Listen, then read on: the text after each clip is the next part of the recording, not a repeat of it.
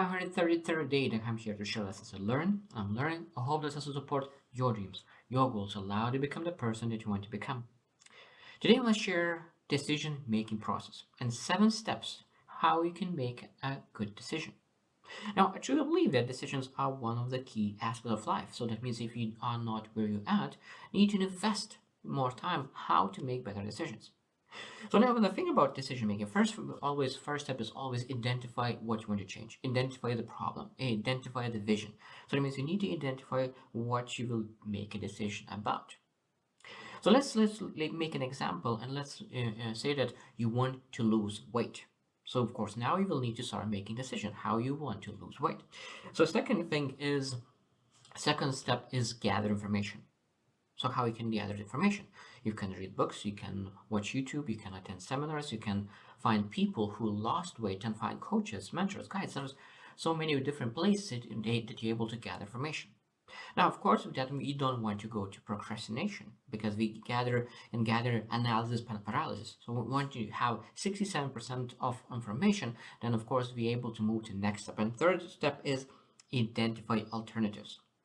Now, when you think about losing weight, you can say that, okay, I will choose what kind of diet I will take, and then I will choose what kind of sport I will take. You can go to the gym. You can start doing some kind of wrestling. You can go running. You can be cycling. You can so many different sports that you can do.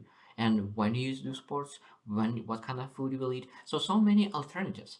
And number four is evaluate all those alternatives. So that means if you will eat specific food, what will happen? If you choose specific sport, what will happen? And when you evaluate those, what next step? The fifth step is choose the best alternative. So that means the best diet that fits you, the best sport that fits you, and of course, when you choose that, what is the next step? The next step is implement the decision. Now, a lot of times people think about all the alternatives if they are for them it's difficult to choose, but then finally they choose they are still waiting for something. Okay, I will start implementing from January 1st. I will start implementing after I finish this one. So no, you don't need to wait. You need to right away implement. And now when you implement, it's not here. The next step is monitor and evaluate. Seventh step is monitor and evaluate your decision. Because a lot of times when people make a decision, they need to pivot that decision their decision because sometimes they do not make the right choice. So that means that sometimes you don't need to stick with a bad decision. You're able to change the bad decision, or sometimes you need to pivot. For example, when we make a decision to lose weight, we realize that this goal to lose weight maybe is not the main goal that you're supposed to set for yourself. Maybe the main goal is to feel energized. Maybe the main goal is to look and feel healthy.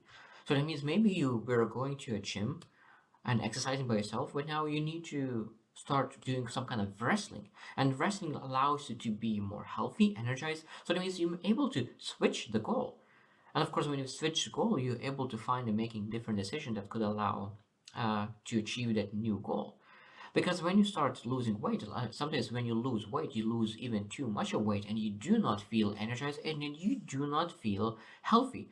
Because sometimes when we make a decision, we assume different and bad things. And of course, when you have a bad goal, you will not be able to achieve it. You will probably will achieve it, but will not get the results that you truly looking for. So that means when you make a decision, sometimes you need to change the goal, and of course, the decision will change accordingly. So that means that a lot of times people are good in making decisions, but what is bad, they do not choose the right goal to pursue. So that means they make a right choice, but a wrong goal. So then that means that we need to be okay changing the goal and changing the decision. And of course, when we make a decision, what most important part is managing that decision. Because I love the saying that I don't know who said it, but most people do not fail because of wrong decision. Most people um, fail because they manage their decision wrongly. So that means that they are not able to fulfill their decisions. They make a decision not to eat after 6 p.m., but they still eat at 9 p.m. So that means that you made a decision to do something, but you're not able to manage it. And of course, after because you didn't get the result, now you blaming your decision making process.